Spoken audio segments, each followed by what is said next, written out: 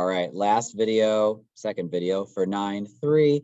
This is about the geometric mean, and it's really tedious, and it's going to really challenge your note-taking skills. So you better be writing down the things I say. Make it make sense to you. Make it make sense to another teenager.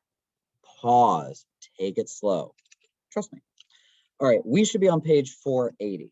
Now, we watched a little video in class about the geometric mean, cute, whatever. It's kind of like the arithmetic mean. If you're lucky, you're going to get to it in Algebra 2 at a different way of looking at it. And it actually comes up everywhere, including art. But you wouldn't know it unless they told you. So on page 480, I already have some notes worked out. You do need to write down more than what I just said from the core concept up there. But the geometric mean of A and B can be figured out this way, where you can actually create a proportion of A over X equals X over B. And if you do that, then of course you can cross multiply. Oops, I should use a different color. You can cross multiply. Oops, getting a little ahead of myself here. X squared equals AB, which is how they got this. And then, of course, square root both sides. And you get X equals the square root of AB. All right, great, whatever, you're ever going to use it, whatever. So Y, pause here, copy down theorems 9.7 and 9.8, and I'm going to try to break it down for you. All right, you should have copied down the theorems. Definitely needed to have paused and given you plenty of opportunities to do that right now. All right, you're gonna have to bear with me. This is not easy. So it all depends on what they give you. All right, so let's start with theorem 9.7. And I kind of just kept it all together. There's a lag, by the way, in my video for some reason, so it's kind of weird. Okay, CD squared equals AD times BD. Okay, so what are you looking at? All right, well, this squared, okay, so the altitude, the height, the altitude squared is going to then be equal. You have to pretend that you split the hypotenuse down the middle. Well, not down the middle, but you split it into two. It's going to be equal to this side times that side. Okay, so that's this one.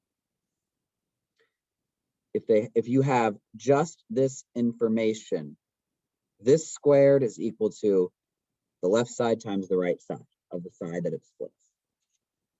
All right. Well, what if they just give you this leg? Well, it turns out that this leg squared is equal to the closest segment of the hypotenuse. So this part of the hypotenuse it touches times the whole hypotenuse. All right, so one leg squared is going to be equal to the part of the hypotenuse it touches. This is really where you should be taking good notes. The part of the hypotenuse it touches times the whole hypotenuse. Okay, let's see if we got that. Because guess what? One leg squared, AC squared, is going to be equal to the part of the hypotenuse it touches times, you guessed it, the whole hypotenuse. All right, so if the altitude's in play, then the altitude squared is going to be equal to both parts of the hypotenuse multiplied together. So this part times this part. One side of the altitude times the other side of the altitude. Okay, we're talking about the hypotenuse over here, by the way. Did you notice that? All right, if you got a leg, well, that's going to be equal to the smallest part it's touching times the whole hypotenuse. Same with the other leg. The other leg squared, of course squared, is equal to the part of the hypotenuse it's touching times the other hypotenuse. All right, so what does that mean? How do we use it? Well, first, let's go back real quick. Let's do number 5 at the bottom of page 481. So, math. Find the geometric mean of 12 and 27. Ooh, we should write it like in that video that we watched. Okay, we want to find the geometric, not the average, the geometric mean of 12 and 27. So that's going to be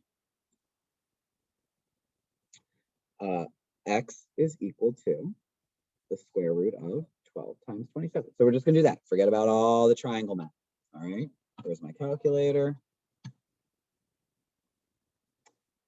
X is equal to the square root of 12 times 27.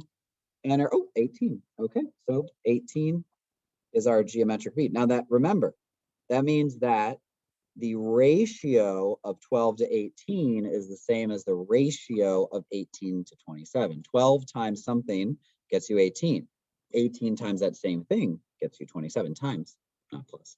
Okay, let's do number 6, and then you can do number 7.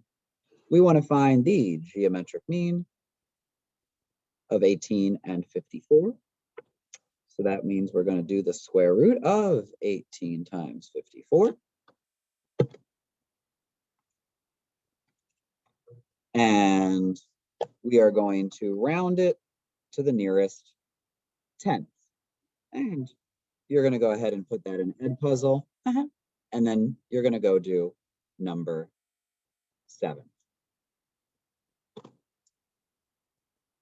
All right. And now, before we get to the most exciting problem in all of mathematics, let's do letter beta. The previous video had letter alpha. All right. You're going to have to draw this with me because, of course, if I'm doing Greek, then we are not in your textbook or in mine.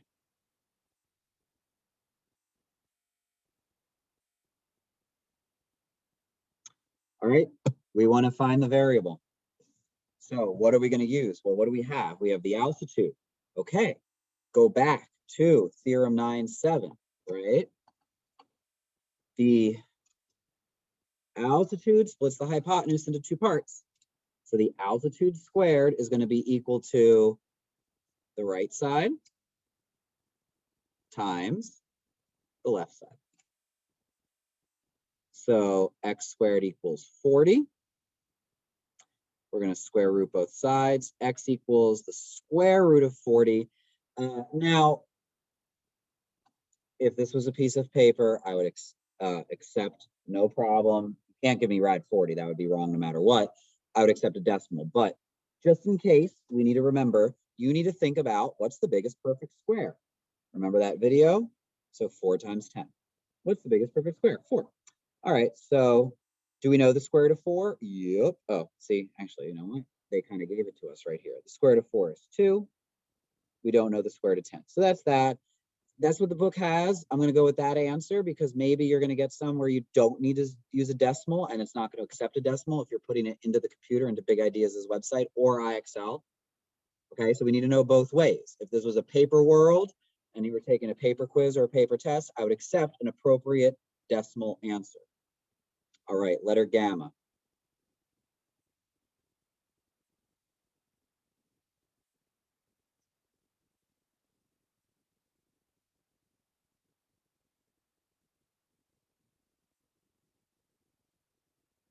All right, you're going to answer this on Edpuzzle, but I'm going to help you out here. We have a leg. So this leg squared must be equal to the part that it touches, the smallest part it touches, 3, times the whole hypotenuse. Y squared equals the smallest part, 3, times the whole hypotenuse. Go ahead and answer that on Edpuzzle. What does y equal? All right. When we get back in class, we'll do the most amazing problem in all of mathematics.